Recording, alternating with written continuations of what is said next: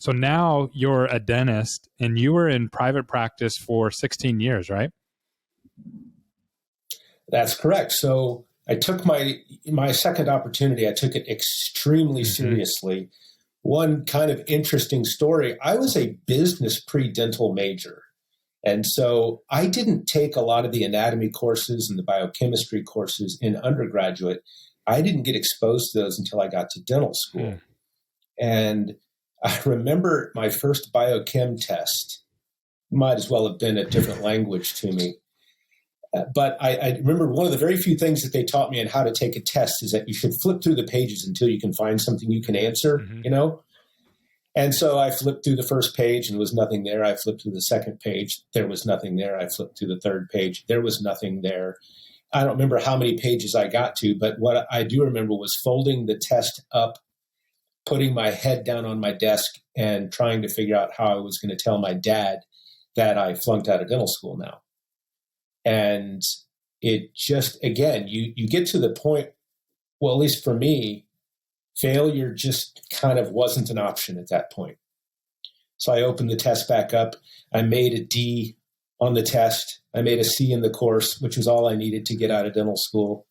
And that was that. So I graduated from dental school, took it very, very seriously, had some great mentors, great exposure to dentistry before I became a dentist. They were very serious, panky, educated dentists. And so off I went to be the best that I could possibly be. And so ultimately had 3 practices of my own. And, just about the time where you can relax and think that you're on the right path, life decides to step in again and say, okay, well, try this out. And so in 2006, I dropped a 16-foot flatbed trailer hitch on my left hand, which was my practicing hand. I'm left-handed. It's like every dentist's worst nightmare, right? And I just about took the index finger off of my hand. And then when that healed, sadly, I developed a tremor in my hand, which made it impossible to practice. So here I was living my dream, 3 practices, restorative cosmetic dentist, having a great time, and life said, no, figure it out again.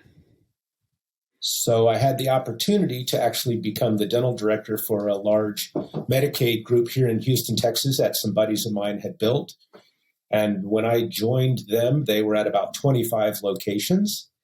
And again, it was another amazing opportunity. I can't thank these guys enough for believing in me. And I came in and ran 16 locations for them as the dental director, had about 45 associates that I dealt with daily. And just for a little bit of context on that, what is, like, how common was a 20 group practice or DSO or whatever it was called back then?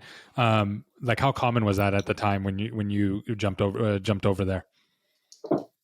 Yeah, virtually. I mean, in Houston, Texas, we knew of things like Castle Dental. We knew of McGregor Dental. And of course, those were the places that no one would ever go to get their dentistry done because they were corporate dentistry offices. And so it was not very common, and it certainly wasn't common in the terms of quality dentistry. That's not how it was perceived. So we were the bad guys. I mean, not to mention we were doing Medicaid dentistry. A lot of fraud, waste, and abuse associated with Medicaid dentistry. I think that we were certainly willing to lift up our skirt or the hood. You could look under the hood in our business any day you wanted to, and I think we did it the right way. We sold to private equity. Private equity sold us again. We were at close to 60 locations when I exited that with a massive amount of experience. And that's when I started working with the DEO. That's great. And then, so what year was that you started working with the DSO or the DEO? I'm sorry.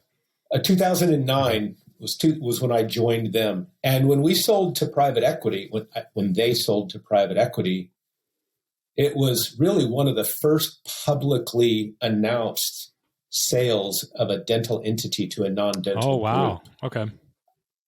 Our lawyers basically coined the term DSO because they did it after the MSO model. The medical side had already done this. That is so cool. And so they were like, well, seems like we can kind of do this. I mean, I'm not taking credit for that. No, not at all. Giving But them credit you were for on that. the, But again, you were involved with it.